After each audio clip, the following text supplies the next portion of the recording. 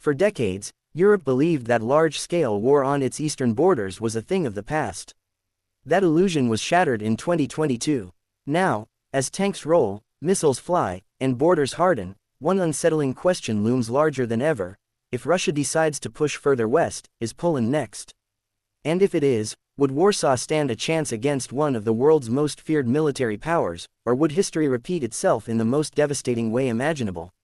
Today on Global Focus, we examine a hypothetical but increasingly discussed scenario: what a war between Russia and Poland in 2026 could really look like, and whether Moscow's war machine would advance smoothly, or grind to a humiliating halt once again.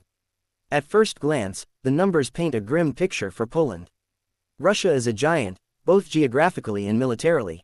It fields one of the largest armed forces on Earth, commands vast stockpiles of weapons, and maintains a defense budget that dwarfs most European nations. Military ranking systems consistently place Russia near the very top globally, while Poland, despite recent improvements, still sits far lower in overall rankings. If war were decided purely by spreadsheets, raw manpower, and inventory lists, the outcome would seem almost predetermined. But modern warfare has proven, time and again, that numbers alone can be dangerously misleading.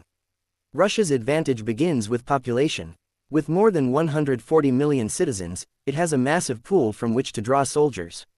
Even after years of brutal fighting in Ukraine, Russia still maintains over 1 million active duty troops, backed by millions of reservists. Each year, vast numbers of young Russians reach military age, ensuring a continuous flow of potential manpower.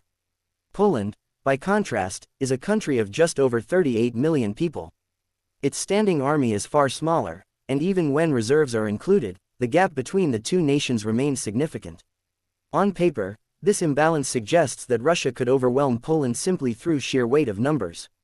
The same story appears when we look at equipment. Russia possesses thousands of tanks, tens of thousands of armored vehicles, massive artillery formations, and one of the largest air fleets in the world. Its air force alone fields thousands of aircraft, including hundreds of fighter jets and attack helicopters. Poland's military, though modernizing rapidly, cannot match Russia's scale. Its air force is smaller, its armored corps more limited, and its navy modest by comparison. In a traditional comparison of arsenals, Russia seems untouchable, a force too large for Poland to resist alone. But war is not fought on spreadsheets. It is fought by people, under pressure, with systems that either work or fail in real time. And this is where the picture begins to change dramatically. Russia's war in Ukraine has not merely cost it equipment, it has drained the very core of its military effectiveness. Many of the most experienced Russian soldiers, officers, and unit commanders were lost in the early years of the conflict. These were not easily replaceable men. They were professionals shaped by years, sometimes decades, of training and operational experience. Their absence has left deep structural wounds within the Russian armed forces. As the war dragged on, Russia was forced to rely on increasingly less prepared recruits. Training standards dropped, discipline eroded, entire units were filled with men who lacked motivation, proper instruction, or even basic physical readiness. Some were mobilized unwillingly, others coerced, and many were sent to the front with minimal preparation. The result has been an army that still looks massive from the outside, but is increasingly hollow within. Quantity remains, but quality has suffered immensely. Equipment tells a similar story. While Russia technically still possesses thousands of tanks, many of them belong to another era. Losses in Ukraine forced Moscow to pull aging vehicles from long-term storage, including models designed during the Cold War. These tanks were never built to survive modern battlefields filled with precision drones, advanced anti-tank weapons, and real-time surveillance. Even Russia's more modern armor faces production challenges, as sanctions, economic strain, and industrial bottlenecks slow the replacement of losses. This means that any future conflict would rely heavily on outdated platforms with serious limitations. Poland, meanwhile, has spent the last several years doing exactly what Russia failed to do, learning. Warsaw watched Ukraine carefully. It studied Russian tactics, weaknesses, and mistakes. And then it acted decisively. Defense spending surged, not gradually, but aggressively. Poland became one of NATO's top defense investors relative to its economy, channeling funds into systems designed for modern, high-intensity warfare rather than symbolic displays of strength. Manpower reform is a key part of this shift. Poland has expanded its training programs, ensuring that a much larger portion of its population knows how to fight if necessary. Volunteer forces, territorial defense units, and reserve formations provide depth that goes far beyond headline troop numbers. Unlike Russia's increasingly improvised mobilizations, Poland's approach emphasizes preparedness, cohesion, and morale. These are forces designed to defend their homes, not occupy foreign land. Geography also plays a critical role. Poland would not be fighting on distant terrain. Every road, forest, and urban center would favor the defender. Supply lines would be shorter. Intelligence would be clearer. Civilian infrastructure would support resistance rather than collapse under confusion. Any invading force would face constant pressure, not only from frontline units but from well-organized defensive networks operating across the country. This is why, despite Russia's apparent advantages, the idea of a swift and decisive victory over Poland becomes far less convincing when examined closely. The war in Ukraine exposed deep flaws in Moscow's military system, flaws that cannot be fixed overnight. Poland, by contrast, has used time wisely, transforming itself into one of Europe's most prepared frontline states. And this is only the beginning of the story, because numbers and preparation are just one side of the equation. In the next part, we'll explore how Poland's modern weapons, advanced defenses, and strategic planning could fundamentally reshape the battlefield, and why any Russian advance would likely face devastating resistance from the very first day. To understand why Russian advance into Poland would be far more difficult than many assume, we need to look closely at how Warsaw has reshaped its military capabilities, especially on the ground. While Russia still relies heavily on mass formations and legacy doctrine, Poland has focused on flexibility, survivability, and technological superiority. This shift fundamentally alters how any confrontation would unfold. Tanks would not clash in open fields the way they once did. Instead, battles would be decided by sensors, coordination, precision fire, and speed. Poland's armored forces are a perfect example of this transformation. Rather than relying on a single platform, Warsaw has built a diverse but highly capable tank fleet composed of some of the most advanced systems available today. Modern Abrams tanks from the United States, South Korea's cutting-edge K2 Black Panthers, and upgraded European designs give Polish units a decisive qualitative edge. These machines are not just armored vehicles, they are integrated combat systems equipped with superior optics, digital battlefield management, and advanced targeting technology. In a direct encounter, Polish tank crews would likely detect, identify, and engage Russian armor long before they themselves were spotted. This technological advantage matters because Russia's tank force, despite its size, suffers from serious vulnerabilities. Many of its vehicles lack modern defensive systems and remain highly susceptible to top-attack munitions, drones, and precision-guided artillery. Ukraine demonstrated how small, agile units equipped with the right tools could dismantle far larger armored formations. Poland has absorbed these lessons and built its doctrine around them. Any Russian column attempting to push forward would face layered ambushes, precision strikes, and relentless pressure on its flanks. Artillery, long considered Russia's strongest arm, no longer guarantees dominance. Years of intense combat have depleted ammunition stocks and worn down barrel life across Russian units.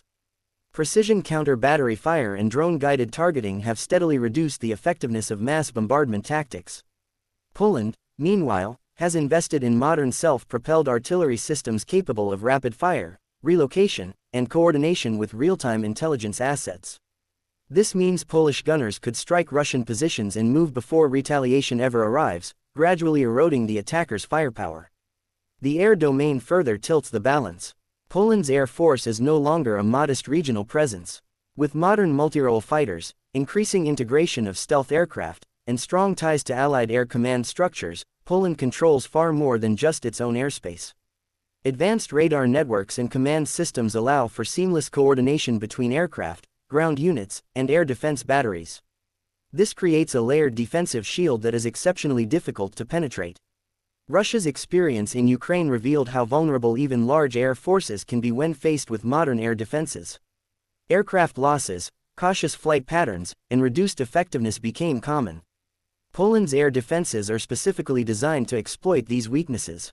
Multiple interceptor systems, long-range radar coverage, and rapid response protocols mean that missile strikes and drone swarms would face heavy attrition before reaching their targets.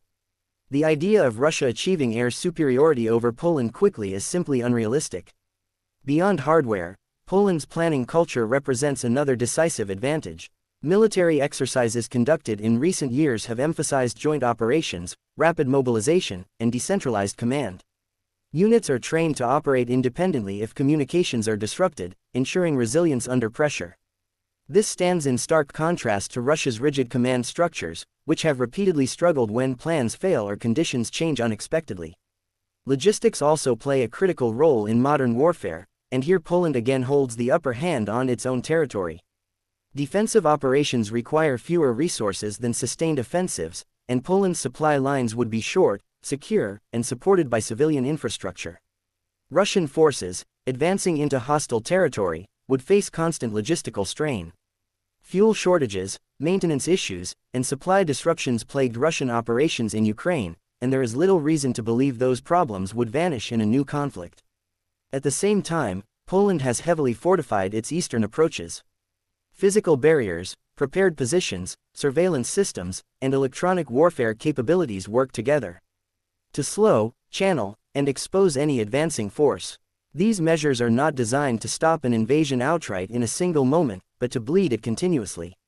Every kilometer gained would come at a growing cost, turning speed into vulnerability and momentum into liability. Perhaps most importantly, Polish forces would not fight alone psychologically, even before allies formally enter the conflict. Unlike Russian troops, many of whom have shown declining morale after years of grinding warfare, Polish soldiers would be defending their homeland. History consistently shows that motivated defenders, operating on familiar ground with strong public support, can outperform larger attacking forces. Morale is not an abstract concept, it directly affects cohesion, decision-making, and endurance under fire. As days turn into weeks, a Russian invasion would likely stall under the weight of its own limitations. Losses would mount, equipment would break down faster than it could be replaced. Command structures would struggle to adapt.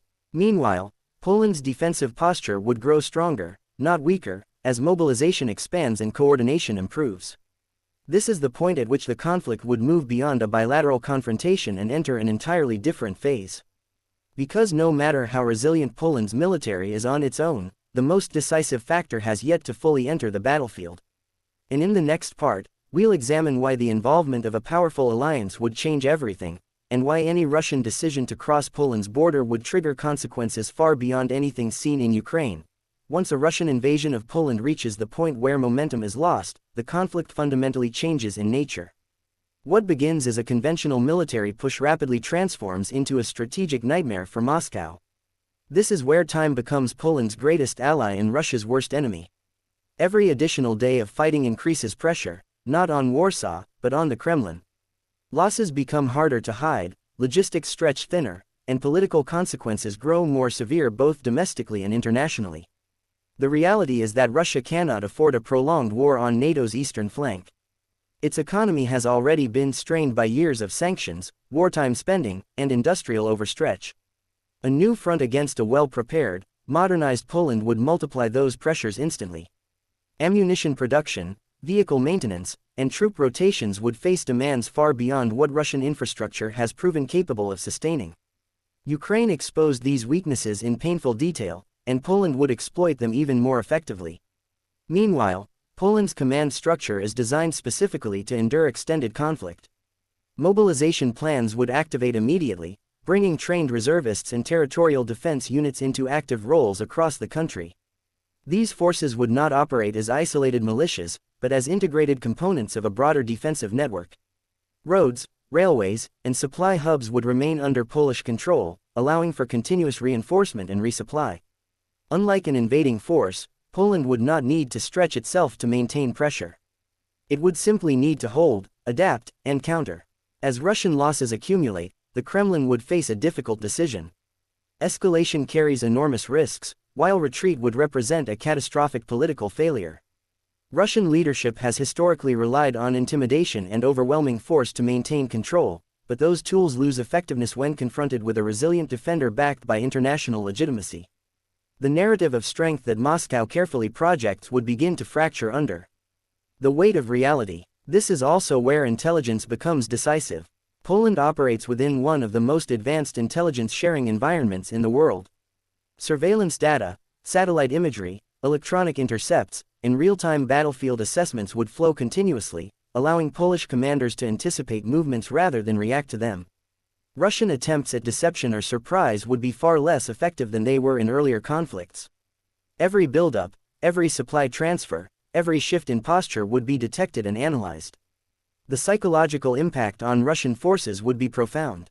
Soldiers expecting a swift operation would find themselves trapped in a grinding defensive struggle far from home, facing a technologically superior opponent that refuses to collapse. Morale, already fragile after years of war, would deteriorate further. Desertions, refusals to advance, and breakdowns in discipline would become increasingly likely, just as they did in Ukraine under far less challenging circumstances. Poland, on the other hand, would experience the opposite effect. National unity would strengthen rather than weaken. Civil defense measures, public cooperation, and societal resilience would reinforce military efforts. The population would not view the conflict as an abstract geopolitical contest, but as a direct defense of sovereignty. This alignment between military objectives and public will is a powerful force multiplier that invading armies consistently underestimate. At this stage, the conflict would no longer be viewed as a regional issue. It would become a defining moment for Europe's security order. Diplomatic channels would intensify, emergency summits would be called, and economic responses would escalate rapidly. Russia would find itself increasingly isolated, facing consequences far beyond the battlefield.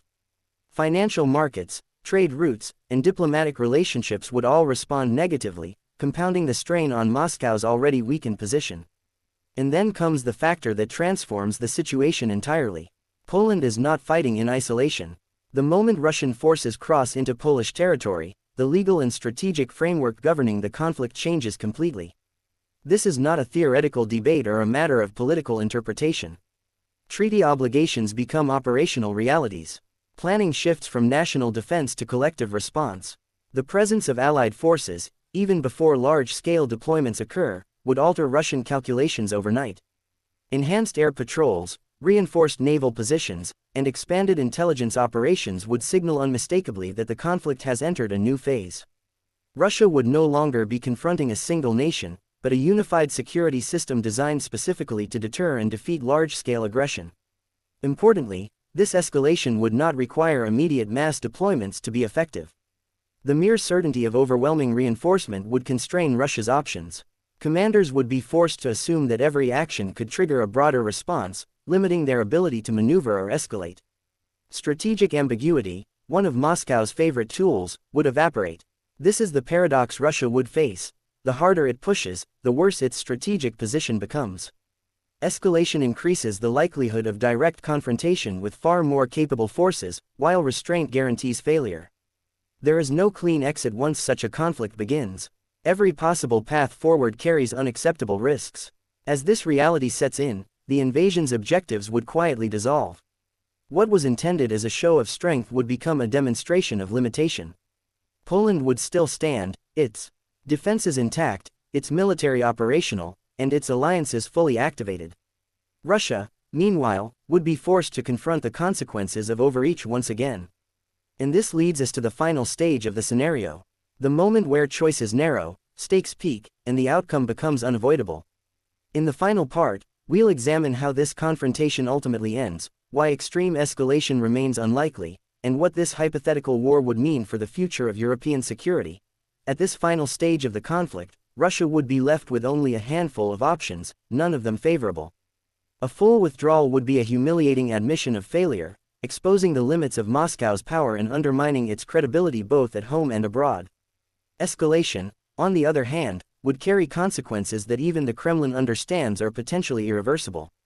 This is the moment where rhetoric collides with reality, and where strategic bravado is tested against cold calculation.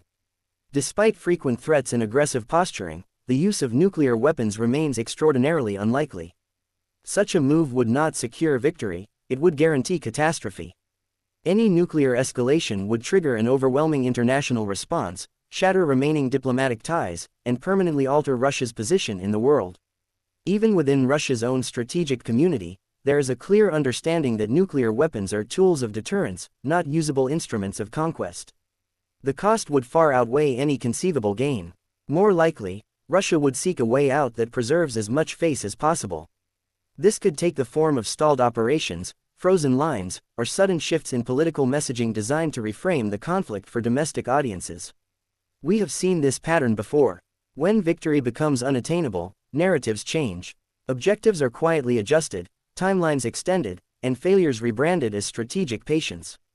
But none of these tactics would change the underlying reality on the ground. Poland would emerge from such a confrontation fundamentally transformed. Its investments in defense, preparedness, and alliance integration would be validated in the most direct way possible. Far from being overwhelmed, Poland would have demonstrated that modern, well-organized defensive forces can stop and deter even much larger adversaries. Its position within Europe and within the global security architecture would be strengthened, not weakened. For the rest of Europe, the message would be unmistakable. Security cannot be taken for granted. Deterrence is not a static concept. It requires constant adaptation, investment, and political will. Poland's example would likely accelerate military modernization across the continent, reinforcing collective defense structures and reducing the space for future aggression. The era of ambiguity would give way to one of clarity, where red lines are clearly drawn and firmly defended. For Russia, the consequences would be profound and long-lasting. Another failed military campaign would further erode confidence in its armed forces, weaken its influence, and deepen internal challenges. The gap between projected power and actual capability would become impossible to ignore. Strategic overreach, once again, would have produced the opposite of its intended effect. This hypothetical war, then, is not a story of inevitable conquest or dramatic collapse. It is a story of preparation versus assumption, adaptation versus stagnation, and alliances versus isolation. It shows that strength in the modern world is not measured solely by how much equipment a country possesses, but by how effectively it integrates technology, training, morale, and partnerships. At Global Focus, our goal is not to predict the future with certainty, but to understand the forces shaping it. Scenarios like this matter because they reveal truths about power, security, and decision-making in a rapidly changing world. They remind us that peace is maintained not by hope alone, but by readiness, cooperation, and clear-eyed analysis. If you found this deep dive valuable, make sure to subscribe to Global Focus for more clear, informed breakdowns of global military and geopolitical developments. Share this video with others who want to understand what's really happening beyond the headlines, and let us know your thoughts in the comments. Your engagement helps us continue delivering the in-depth analysis that today's complex world demands.